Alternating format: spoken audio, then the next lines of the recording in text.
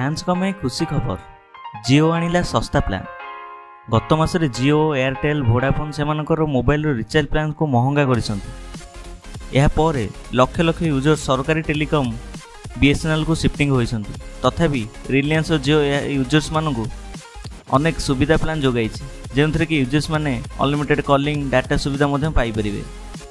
साधारणतः कॉलिंग एवं डाटा सहित रिचार्ज प्लान करने को हेले आपन को प्रति मासरे अति कम रे 180 रु 200 टंका देबाकू पड़िथाय, किंतु जियो रो प्लान रे आपन को प्रति मासरे 173 टंका खर्च करबाकू पड़िबो। रिलायंस जियो रो रिचार्ज प्लान 1899 टंका आसीची। एही प्लान रे उपभोक्ता 336 दिन डाटा वैलिडिटी पाई परिबे।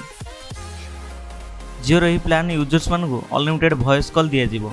यही प्लान रे आपण देशर कौन नेटवर्क सहित फ्री कॉलिंग करें।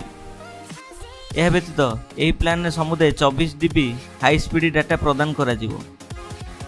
जियो एथिपाई कौन डेली लिमिट स्थिर करना। यही रिचार्ज प्लान रे आपण समुदाय 11 मासर वैलिडिटी पाई परिबे, अर्थात आपण को एक मासरे प्राय 173 टंका खर्च करने पड़ो। यही रिचार्ज प्लान रे समुदाय 36टी फ्री SMS उपलब्ध। यह व्यतीत आपण जियो किंबा सप्लीमेंटरी ऐप पाई परिबे। रिलायंस जियो रो एही रिचार्ज प्लान व्यतीत आउ एक मूल्य रिचार्ज प्लान अच्छी जहाँ आपण को 199 टंका खर्च करने पड़ो। यही प्रीपेड प्लान रे यूजर्स माने मोट 2 GB डाटा लाभ पाती। यही प्लान रे अनलिमिटेड कॉलिंग और फ्री रोमिंग कॉलिंग थाए।